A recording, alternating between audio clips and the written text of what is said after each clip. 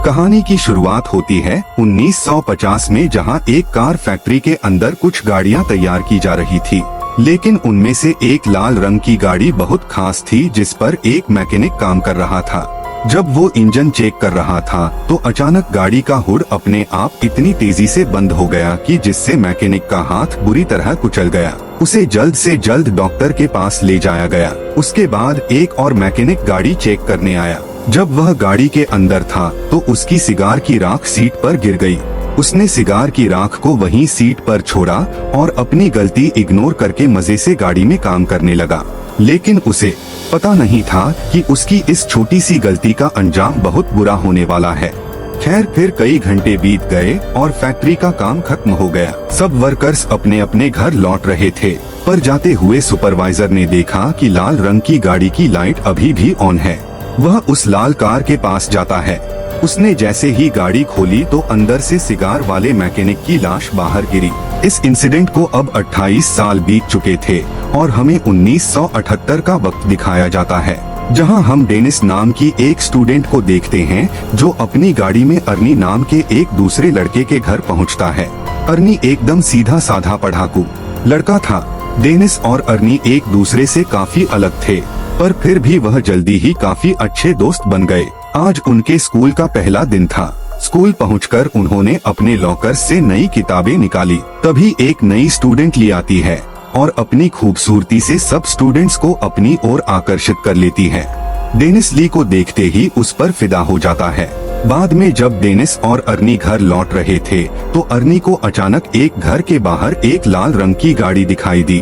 अर्नी ने जब गाड़ी को देखा तो उसने डेनिस को तुरंत रुकने को कहा। उन्होंने जब पास जाकर देखा तो वह एक पुरानी जंग लगी हुई खटारा कार थी, लेकिन अर्नी को यह कार बहुत पसंद आई। वो वही फैक्ट्री वाली कार थी जिसे हमने कहानी की शुरुआत में देखा था और अब उसकी हालत बिल्कुल खटारा हो चुकी थी। लेकिन अर्नी को इससे कोई फर्क नहीं पड़ा और वो उसी पल गाड़ी का दीवाना हो गया। तभी गाड़ी का मालिक जॉर्ज वहां आया और उसने कहा कि इस गाड़ी का नाम क्रिस्टीन है और यह उसके भाई की कार है जिसकी कुछ हफ्तों पहले ही मौत हो गई। दरअसल जॉर्ज जल्द से जल्द इस गाड़ी से छुटकारा पाना चाहता था, इसलिए वह इसे सिर्फ $250 में बेचने को तैयार हो गया। डेनिस ने अर्नी से कहा कि इतनी खटारा गाड़ी पर पैसे क्यों लगा रहा है, कोई दूसरी अच्छी सी गाड़ी खरीद लो। इसे दोबारा रिपेयर करने में तुम्हारे बहुत पैसे बर्बाद हो जाएंगे। मगर अर्नी ने बिना सोचे समझे उसी वक्त गाड़ी खरीद ली। फिर शाम को जब वह घर लौटा तो उसके माँ बाप ने उसे गाड़ी खरीदने के बारे में पूछा, जिस पर अर्नी की माँ बहुत गुस्सा हो गई। उसने अर्नी को डांटा और कहा कि जल्दी से इस कार को उसके मालिक के पास वापस कराओ। लेकिन अर्नी ने उनकी एक नहीं सुनी, क्योंकि उसने गाड़ी अपने जमा किए हुए पैसों से खरीदी थी। लेकिन अर्नी की माँ बहुत सख्त थी। उसकी माँ कहने लगी कि यह गाड़ी इस घर में नहीं रहेगी। जिसके बाद अर्नी डेनिस के साथ गाड़ी को लेकर एक गैराज में पहुंचा। वहां वह गैराज के मालिक से मिले जो एक नंबर का खड़ूस इंसान था। वो उस गाड़ी को गैराज में नहीं खड़ा करने दे रहा था, लेकिन अर्नी बहुत ही शराफत से बार बार उससे रिक्वेस्ट करता है कि प्लीज इस गाड़ी को गैराज में खड़ा कर दो। जिसके बाद गैराज का मालिक मान जाता है और अर्नी को वहां अपनी गाड़ी रखने की इजाजत दे देता है। रास्ते में डेनिस ने अर्नी से पूछा कि उसने क्रिस्टीन जैसी घटिया और खटारा गाड़ी क्यों खरीदी, जिस पर अर्नी ने कहा कि उसने यह गाड़ी नहीं चुनी बल्कि इस गाड़ी ने उसे चुना है। अगले दिन स्कूल में डेनिस लंच के दौरान अर्नी का इंतजार कर रहा था। काफी देर तक जब अर्नी नहीं आया तो वह उसे ढूंढने निकला। तब उसने देखा कि बड़ी नाम का एक बदमाश लड़का अर्नी को परेशान कर रहा था और उसका लंच बॉक्स लेकर अर्नी को चाकू से धमका रहा था। डेनिस ने बीच में आने की कोशिश की, तभी बड़ी ने लंच जमीन पर फेंक दिया और अर्नी को उस पर गिरा दिया। इससे बेचारे अर्नी का चश्मा गिर गया तो बड़ी ने उसे अपने पैरों तले कुचलकर तोड़ डाला। उसके बाद बड़ी अर्नी की हालत पर हंसने लगा, पर तभी डेनिस ने मौका देखकर बड़ी पर हमला कर दिया। उसी समय बड़ी की गैंग ने डेनिस को घेर लिया। तभी जल्दी ही एक टीचर ने वहां आकर लड़ाई रुकवाई। अर्नी ने टीचर को बताया कि बड़ी ने उसे चाकू से धमकाया है, लेकिन बड़ी यह मानने को तैयार नहीं था। तब टीचर ने उसे अपनी जेब खाली करने को कहा तो बड़ी जेब खाली करते वक्त उसकी जेब से वही चाकू निकला। आखिरकार टीचर ने बड़ी और उसके गैंग को ऑफिस में भेज दिया, जिसके बाद बड़ी को स्कूल से निकाल दिया गया। इसी तरह कई हफ्ते बीत गए और आर्नी दिन रात मेहनत करके गाड़ी ठीक करने में जुटा हुआ था। उसी वक्त गैराज का मालिक आता है और वो आर्नी की रिपेयरिंग के काम को देखते हुए उसे अपने साथ काम पर रख लेता है। वो आर्नी से कहता है कि काम के बदले में तुम अपनी गाड़ी के लिए कुछ पुर्जे इकट्ठा कर सकते हो। आर्नी ने इसके लिए हाँ कर दी और फिर दिल लगाकर गाड़ी ठीक करने में जुट गया। मगर उसे इस बात का एहसास ही नहीं हुआ कि गाड़ी को ठीक करते करते उसे क्रिस्टीन से हद से ज्यादा लगाव हो गया है। अगले दिन स्कूल में कुछ दोस्त नई लड़की ली के बारे में बात करते हैं और डेनिस को चैलेंज करते हैं कि वो लाइब्रेरी में जाकर ली से बात करके दिखाएं। वह अपने दोस्तों के चैलेंज को एक्सेप्ट करते हुए ली के पास पहुंच जाता है, लेकिन बातचीत करने से पहले ही ली डेनिस से कहती है कि उसके पास पहले से ही एक बॉयफ्रेंड है। डेनिस को यह बात बहुत बुरी लगती है और दोस्तों के सामने शर्मिंदा होकर टेबल छोड़ देता है। फिर शाम को डेनिस आर्नी से मिलने गया क्योंकि वह काफी दिन से मिले नहीं थे, लेकिन उसने देखा कि आर्नी पहले से बहुत ज्यादा बदल चुका था। वह बिना चश्मे के स्टाइलिश कपड़े पहनकर एकदम हीरो टाइप लग रहा था। वह ज्यादा देर डेनिस से बात करने के लिए भी नहीं रुका और गैराज में काम करने चला गया। उसकी माँ ने उसे रोकने की कोशिश की, लेकिन आर्नी उन्हें इग्नोर करके चला गया।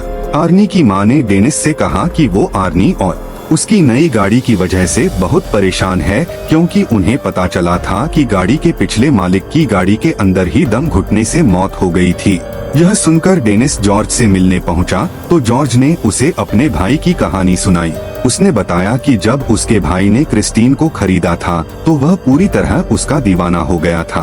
उसी गाड़ी में उसकी पत्नी और बेटी ने भी अपनी जान गंवाई थी और फिर उसके भाई की मौत के बाद यह गाड़ी न जाने कैसे खुद अब खुद जॉर्ज के घर के बाहर आकर खड़ी हो गई।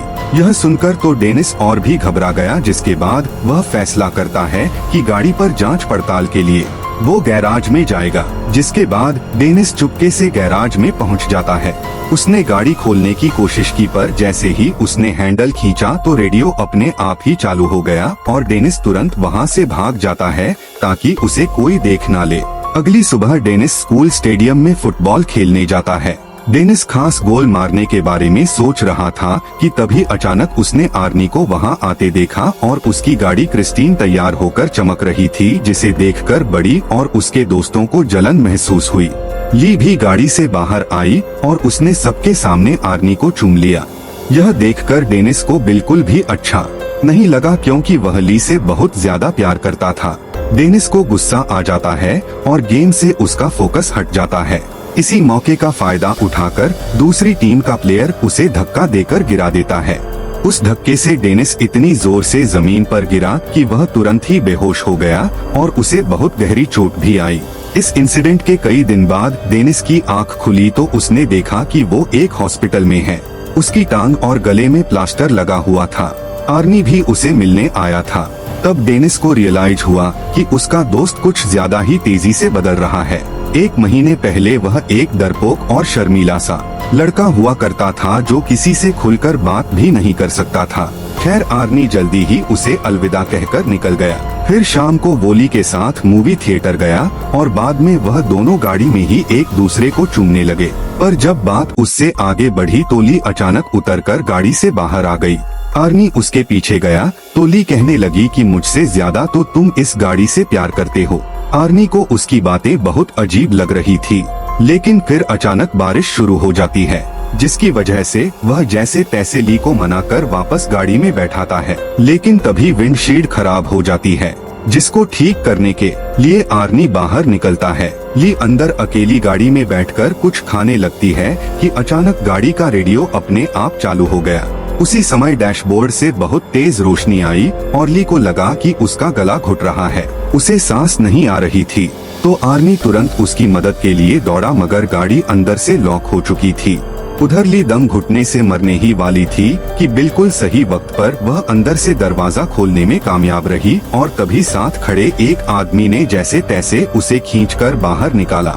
यह देखकर आर्नी को उस आदमी पर गुस्सा आया। आर्नी को लगा कि वह आदमी ली के साथ फल कर रहा है, पर वह आदमी तो सिर्फ ली के गले में फंसा हुआ खाना निकाल रहा था। यह सब होने के बाद आर्नी ली को घर वापस छोड़ आया। ली गाड़ी से निकलते ही घर में घुस गई और उसने कहा कि वह आर्नी से कोई बात नहीं करना चाहती। आर्नी ने उससे माफी मांगने की कोशिश की, पर ली के दिमाग में यह बात कंफर्म हो चुकी थी कि इस गाड़ी ने मुझे मारने की कोशिश की है। और तो और उसे लगता था कि क्रिस्टीन उससे जलती है, क्योंकि जब भी वह गाड़ी में एक साथ होते हैं तो कुछ ना कुछ गड़बड़ हो जाती है। यह सब सुनकर आर्नी को लगा कि यह ली का सिर्फ वहम है, इसलिए उसने कहा कि वह कल बात करेंगे। फिर आर्नी वापस गाड़ी में बैठा, मगर गाड़ी चालू ही नहीं हो रही थी, जैसे क्रिस्टीन नाराज हो गई हो। तब उसने क्रिस्टीन से बात करते हुए कहा कि आज ली के साथ जो भी हुआ इससे कोई फर्क नहीं पड़ता, क्योंकि वह हमेशा प्यार सिर्फ क्रिस्टीन से करेगा। उसके बाद उसने चाबी घुमाई तो गाड़ी डायरेक्ट ही चालू हो गई। अब वो सीधा गैराज पहुंचा और क्रिस्टीन को वहीं छोड़कर घर वापस चला गया। पर तभी उसके पीछे से बड़ी और उसके दोस्त गैराज में घुस गए। उन सबके पास तरह तरह के हथियार थे और देखते ही देखते उन्होंने पूरी गाड़ी तबाह कर दी। फिर अगले दिन आर्नी ने ली को जैसे तैसे मना लिया और फिर वो दोनों गैराज में आए ताकि आर्नी गाड़ी से अपना वॉलेट निकाल सके। मगर जैसे ही आर्नी की नजर क्रिस्टीन पर गई तो उसने क्रिस्टीन को तहस-नहस देखा। यह देखकर आर्नी को बहुत बुरा लगा। आर्नी को लगा कि यह सब कुछ ली ने किया है। ली हैरान होकर पूछी कि यह किसने किया, मगर आर्नी ने बिना बात किए उस पर चिल्ला पड़ा और उसने ली को दूर चले जाने को कहा। बाद में आर्नी ने अपने माँ बाप को इस बारे में बताया तो उन्होंने आर्नी को शांत करते हुए कहा कि वह उसे नई गाड़ी दिलवा देंगे। यह बात सुनकर आर्नी को और ज्यादा गुस्सा आ गया, क्योंकि वह जानता था कि ली की तरह उसके माँ बाप को भी क्रिस्टीन से नफरत है और उसने क्रिस्टीन की इस हालत का जिम्मेदार भी अपने माँ बाप को ही ठहराया, क्योंकि अगर वह उसे गाड़ी घर पर रखने की इजाजत दे देते तो आज वह सही सलामत होती। फिर वह उन्हें और भी बुरा भला कहकर अपने कमरे में जाने लगा। उसके पापा ने उसे पीछे से पकड़कर अपनी माँ से माफी मांगने को कहा, मगर आर्नी और भी बुरा भला बोलता ही जा रहा था तो उसके पापा ने उस पर हाथ उठा दिया। आर्नी जवाबी कार्यवाही में अपने बाप को गले से पकड़ता है और करीब अपने बाप को मारने ही वाला होता है कि तभी वह उसे छोड़ देता है। उसके बाद वह चुपचाप घर से बाहर आ गया। वह सीधा क्रिस्टीन के पास पहुंचा और एक बार फिर से एक पुर्जा जोड़कर उसे ठीक करने का फैसला किया, मगर उसने अब जो देखा उसके पैरों तले जमीन ही खिसक गई। उसने देखा कि मानो जादू से गाड़ी अपने आप ही ठीक हो रही थी। आर्नी ने खुश होकर गाड़ी से पूछा कि वो और क्या क्या कर सकती है, और तभी क्रिस्टीन बिना मेहनत के पूरी तरह से ऑटोमेटिक खुद को रिपेयर कर लेती है। अगले सीन में हम रात को मूची नाम के एक लड़के को देखते हैं जो बड़ी का साथी था। वो सड़क के बीचों बीच एक ट्रक को रोककर उसे लूट रहा था। अचानक उसे दूर से गाड़ी के इंजन की आवाज सुनाई दी। उसने थोड़ी पास जाकर देखा तो पता चला कि यह तो क्रिस्टीन है, जो एकदम नई होकर उसके सामने आकर खड़ी हो गई थी। वो समझ गया कि आर्नी को पता चल गया है कि उसने ही बड़ी के साथ मिलकर क्रिस्टीन को तहस-नहस किया था। अब वो आर्नी से माफी मांगने लगा, पर अचानक गाड़ी की हेडलाइट जली और वह तेजी से मूची की ओर बढ़ने लगी। मूची उसी पल अपनी जान बचाकर भागा और सड़क के साथ मौजूद गली में छुप गया। उसे लगा कि अब तो गाड़ी उसका पीछा छोड़ देगी, मगर जल्द ही क्रिस्टीन दोबारा से उसके पीछे पड़ गई। अब मूची भागकर एक पुराने वेयर हाउस में घुस गया, लेकिन क्रिस्टीन ने उसका पीछा नहीं छोड़ा। आखिरकार मूची एक जगह फंस गया जहां से भागने का कोई रास्ता नहीं था। क्रिस्टीन ने उसे घेर लिया। मूची ने अपना चाकू निकालकर आर्नी को धमकी दी, पर क्रिस्टीन जबरदस्ती अंदर घुस गई और मूची को बेरहमी से कुचल दिया। फिर अगली सुबह आर्नी डेनिस से मिलने गया और उसे मूची की मौत के बारे में बताया। यह सुनकर डेनिस को बहुत हैरानी हुई। उसे यह भी समझ नहीं आ रहा था कि अगर क्रिस्टीन पूरी तरह तबाह हो गई थी तो वह अपने आप ठीक कैसे हो गई। मगर आर्नी ने कोई जवाब नहीं दिया और चुपचाप चला गया। बाहर जाते वक्त आर्नी से डिटेक्टिव जंकिस मिलने आया और भरोसा दिलाया कि वो क्रिस्टीन पर हमला करने वाले गुंडों को ढूंढ रहा है और साथ ही मूची के कत्ल का केस भी वही हैंडल कर रहा है। आर्नी ने कहा कि वह मूची की मौत के बारे में कुछ नहीं जानता, लेकिन वो इस खबर से बहुत खुश है। यह सुनकर डिटेक्टिव को आर्नी पर शक हो गया। उसने आर्नी को बताया कि उसकी गर्लफ्रेंड ने यह गवाही दी है कि गाड़ी बिल्कुल टूटने फूटने के बावजूद भी अपने आप ठीक हो गई। यह सुनने के बाद आर्नी ने कहा कि यह सब झूठ है और वहां से चला गया। बाद में उसने ली को फोन करके मिलने बुलाया तो ली ने आने से इनकार कर दिया, जिससे वह और ज्यादा गुस्से में आ गया। वहीं दूसरी तरफ बड़ी और उसके दोस्त स्टोर से शराब खरीदते हैं और गाड़ी में बैठकर रवाना हो जाते हैं। रास्ते में एक दूसरी गाड़ी उनका पीछा करने लगती है, तो बड़ी ने गाड़ी रोक कर देखा कि आखिर गाड़ी में कौन है, मगर हेडलाइट्स की वजह से उसे कुछ दिखाई नहीं दिया। फिर उसने अपनी गाड़ी रिवर्स की तो दूसरी गाड़ी भी वैसे ही रिवर्स होने लगी और तब बड़ी को पता चल जाता है कि वह गाड़ी कोई और नहीं बल्कि क्रिस्टीन है। अब बड़ी ने गुस्से में आकर गाड़ी भगाई और सीधा एक गैस स्टेशन पर जाकर रुकी जहां उसका दोस्त रिच काम करता था। बड़ी गाड़ी से उतरकर एक लोहे की रड उठा लेता है और अपना पीछा करने वाले आदमी को सबक सिखाने के लिए तैयार हो गया। लेकिन तभी क्रिस्टीन बहुत तेज रफ्तार में आई और सीधा बड़ी की गाड़ी से जा टकराई, जिससे उसकी गाड़ी को बहुत नुकसान हुआ। बड़ी को लगा कि आर्नी गाड़ी के अंदर ही है, तो उसने आर्नी को बाहर निकलने को कहा, मगर क्रिस्टीन एक बार फिर तेजी से बड़ी की गाड़ी से टकराई और सीधा उसे वर्कशॉप में घुसा दिया। डॉन गाड़ी में बैठा था तो क्रिस्टीन ने उसे भी बड़ी की गाड़ी के साथ ही कुचल दिया। उसी समय बड़ी की गाड़ी से पेट्रोल लीक होने लगा और अचानक उसमें आग लग गई। कुछ ही पलों में पूरे गैराज में बहुत बड़ा धमाका हो गया। रिची भी उसी आग में जलकर मर गया। यह देखते ही बड़ी अपनी जान बचाकर भागने लगा, लेकिन क्रिस्टीन इतनी आसानी से बड़ी को जाने कहां देने वाली थी। क्रिस्टीन भी उसका पीछा करने लगी। आखिरकार उसने बड़ी को भी कुचल दिया और वो वहीं जलकर राख हो गया। कुछ घंटे बाद गैराज के मालिक को किसी गाड़ी के आने की आवाज सुनाई दी। उसने देखा कि क्रिस्टीन धुएं से लिपटी हुई थी। उसे काफी हैरानी हुई क्योंकि आर्नी तो कोई दूसरी गाड़ी ठीक करने गया हुआ था।